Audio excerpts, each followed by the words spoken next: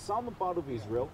And during this time of this Jewish independent statehood, the Jews, this was the only occasion in the history of the Jewish people when they forced other nations to convert. And many of the Idumeans left because of that. Many of them converted. His grandfather was one of those who converted, became Jewish, and he was one of the advisors of one of the last Maccabean kings, and he started to push his own sort of kids and grandkids to positions of power. And the most ambitious and talented was Herod, this guy that took the country and controlled it with first of iron in a very strong grip, but he brought also lots of prosperity to the country. One of the monumental projects that he did was here in Jerusalem, and that was to take the temple. That was this is the second temple. The first one was built by Solomon at the 10th century BC and was destroyed by the Babylonians at the 6th century BC. The second temple, I should say the second temple, was built by the Jews who came back from Babylon. Only a few decades after the Babylonians destroyed Jerusalem, the temple in Jerusalem, they are being defeated by the Persians. And the Persians have their own way of running the empire. They're letting the native people come back to their native countries. And some of the Jews come back. Many stay in in Babylon, which is the first big Jewish diaspora. But those who come back are building the second temple, very modest temple, on Mount Moriah, where the first temple was built. This temple stands here for about 400 years, until our guy Herod's showing up at the 1st century BC. And instead of just the mountaintop with the temple on top of it, he builds this monumental, we're looking now at the western wall as it looked like back then, right in front of us. You see this long stretch of a wall? It's about 500 yards long. From the southwest corner all the way to the Antonia. This is the 4 towers there, the Roman fortress that he built to the northern part of Temple Mountain. So all this is the western wall. We have the eastern wall on the other side, the southern wall on this side, and the northern wall on that side. And by those supporting walls all around, he built arch upon arch and created a huge plaza instead of just a mountaintop.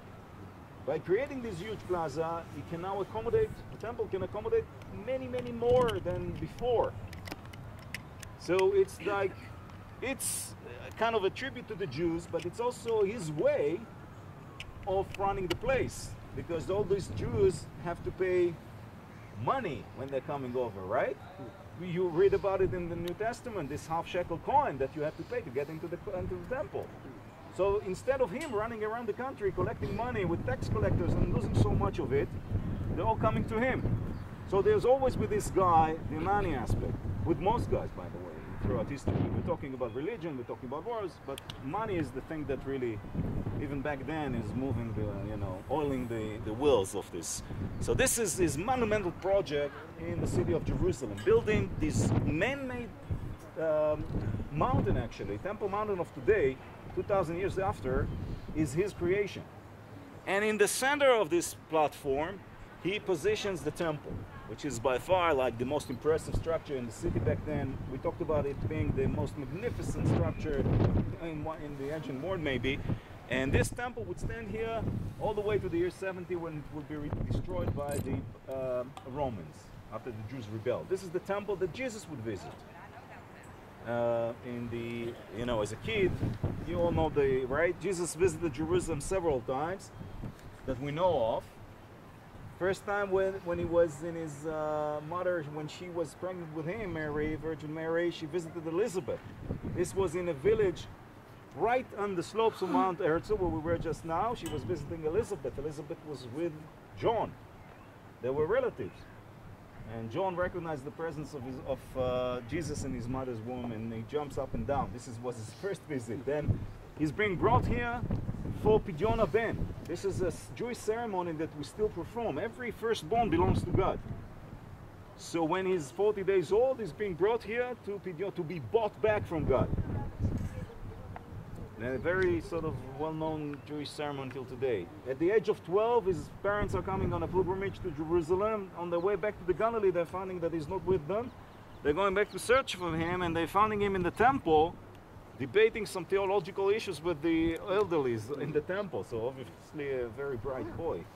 And then he's being brought by the Satan, after he's being baptized by John, he's being brought to the southeast corner of Temple Mountain for this contest of, you know, jump over if you trust in God, and Jesus answers with another phrase from the Bible saying that you don't put your God. These are like two Jewish gentlemen discussing. And then he would come from what would later on become the Holy Week, okay? And this is the temple. When he comes from Mount Olive towards Jerusalem, he's standing where these people on this platform. This is the perspective of Mount Olive, okay? And he's watching, he's looking at the temple, and he's coming down the slopes of Mount Olive towards the Kidron Valley that runs on the other side into Jerusalem. From here, we can see also the palace that Herod built for himself.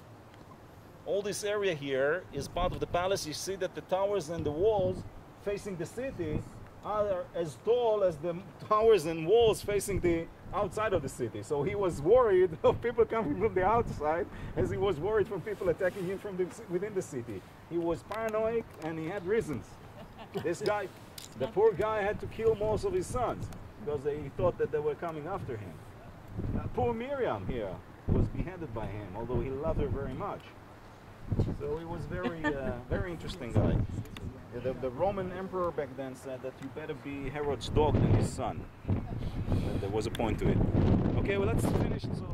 So over here, the Kidron is running to the east of it. There's another small valley that runs through the city that is to the west of it. And it's a very, at the first temple time, or at the time of David, it's a very well fortified city of about 15 acres. Very small place, and it's built over this specific hill because on the slope of the Kidron is the strongest spring around, the Gihon spring. This is where the water of the city is coming back then. David captures this this city and makes it its own capital. He makes it its own capital because he needs a place that is not part of the territory of any of the tribes. This was never, any of the tribes were ever able to take this place, and therefore it could serve as a capital for all the tribes. If you want to think of Washington, D.C., for example, not being in the territory of any of the states, and therefore could serve as a capital for all, it's the story. And yet, we all know by now where is Bethlehem, right? David was born in Bethlehem. He's of Bethlehem, he's of the Judean tribe. So, although it's not in the territory of the Judean tribe, his political base is right around the corner, if he needs it. So he didn't go very far, he kept it around. And we also know now that the Jewish tradition is that where the temple is now built on this model, in David's time and in Abraham's time, it was just a vacant hill. And over there, according to the Jewish tradition, took place the binding of Isaac. Remember, this is the first time we read about Jerusalem in the Bible, is when Abraham is called upon to come to the land of Israel, the promised land. And this guy is promised, God is promising that he would make a huge nation out of him, right? Like the stars in the sky and the sand on the shores, and he's 100 years old. His wife is Sarah, is 90, and they still didn't have their first son. And then they're getting this visit of the three angels, right? And Sarah breaks to laughter when she hears that she's gonna, at the age of 90, she would, and this is why when the boy is born, in Hebrew it's called Yitzchak. Yitzchak is laughter, because she laughed. Now when this boy, the one that he has with Sarah, out of which this huge nation is supposed to come, is in his teens, God is sending him to sacrifice him. And Abraham doesn't say why, doesn't say, no, maybe tomorrow. He says where, and he takes him over here to Mount Moriah. And he, of course, will be saved, but the binding of Isaac in the Jewish tradition takes place over there. Those of you who sort of were up at the Golgotha, we saw the mosaic work, remember, of the binding of Isaac. We talked about the connection between the crucifixion and the binding of Isaac. In both cases, it happened on Mount Moriah. All this area on the northern part of Jerusalem is Mount Moriah. And it's the same case of a father sacrificing his son. So Abraham, when he comes here, that's already an established city, Canaanite city, Jebusite city, the king of which is called in the Bible the righteous king. And he's meeting with Abraham. And Abraham has the binding of Isaac over there. David captures it some 800 years after Abraham. Abraham's time is about 3,800 years. David is capturing the city 3,000 years ago, makes it the capital. His son Solomon would be the first temple on the top of the hill. and the city grew from there on. This, in the Second Temple time, this part of Jerusalem was not, you know, it was not the best neighborhoods, and it was not the center of the city. The center of gravity, or the best neighborhoods of Jerusalem, where these red roofs are. This is today the Jewish Quarter. The Jewish Quarter, we're going to be there on Monday, tomorrow. The contemporary Jewish Quarter is built actually on the ruins of a priest neighborhood from 2,000 years ago. Most of the structures of the contemporary Jewish quarter, if you go down to the basement, you get to a villa of one of these priests working the temple 2,000 years ago. And these are these red roofs area over there, right by the palace of Herod. This small hill over here, right next to where we are, is Mount Zion. And you can see, as we said, Mount Zion was part of Jerusalem back then. The Kidron is running to the east of Temple Mountain, separating Temple Mountain and the Olive Mountain. So let's climb up to Olive Mountain and take the perspective of Jerusalem from up top there. This is the perspective of Mount Olive.